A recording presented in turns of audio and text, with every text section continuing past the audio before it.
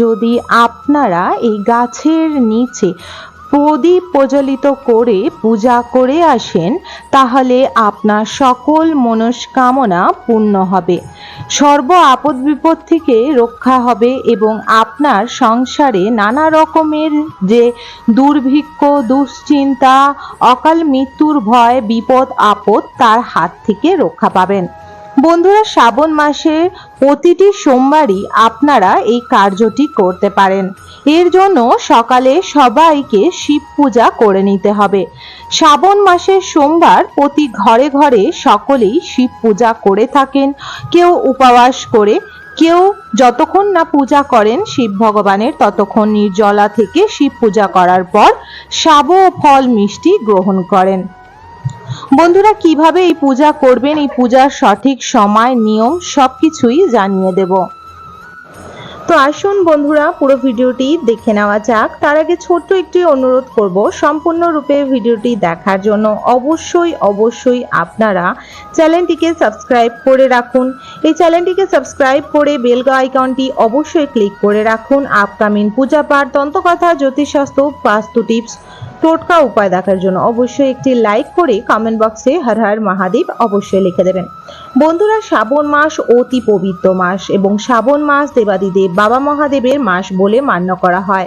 শ্রাবণ মাসে সকাল সকাল ঘুম থেকে উঠে ঘরের বাসি কাজ কর্ম সারার পর গণপতি বাপ্পাকে খুব সুন্দরভাবে পূজা করার পর অবশ্যই শিব ও পার্বতীর পূজা করতে হয়।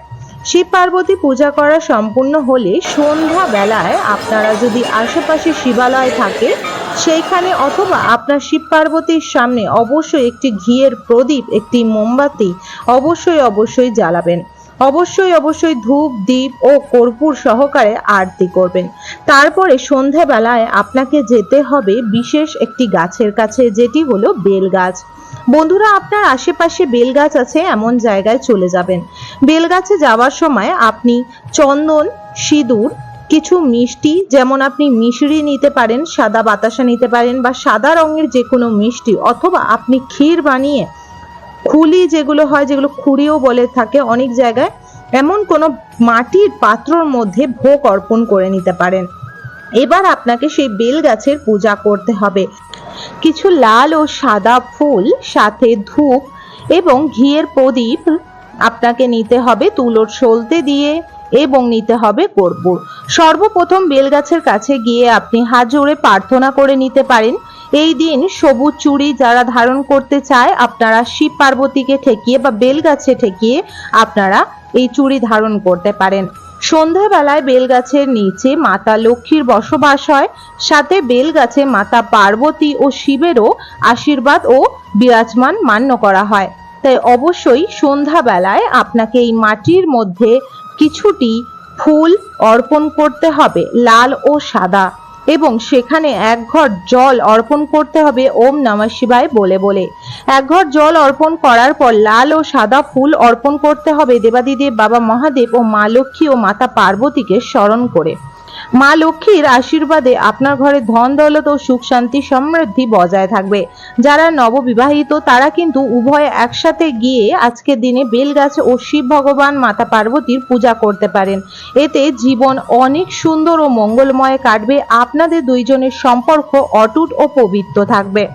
বন্ধুরা, মন দিয়ে আপনি পূজা করার পর অবশ্যই কিছু ভোগ এখানে অর্পণ করবেন, যেমন মিশরি, সাদা মিষ্টি বা আপনারা পায়েস অর্পণ করতে পারেন। বেলগাছের নিচে 9টি বা 21টি আপনারা ভালো আতপ চাল, না ভাঙা, না পোকা ধরা, না আধ ভাঙা, ভালো ফ্রেশ চাল অর্পণ করবেন ওম মহালক্ষ্মী নমো নমঃ বলে।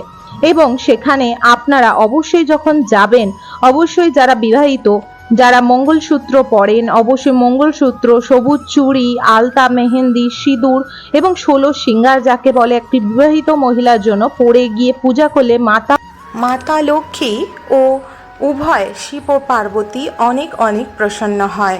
এই দিন বেলগাছের গোড়ায় চাল অর্পণ করলে ও ঘিয়ের প্রদীপ অর্পণ করলে দেবাদিদেব বাবা মহাদেব সেই ব্যক্তির সর্বসংকট থেকে রক্ষা করে, ঘরে ধন দৌলত সুখ শান্তি ও সমৃদ্ধির বর্ষা করে এবং সেই ব্যক্তির জীবনে দুঃখ কষ্ট দারিদ্রতা মুছে ফেলে।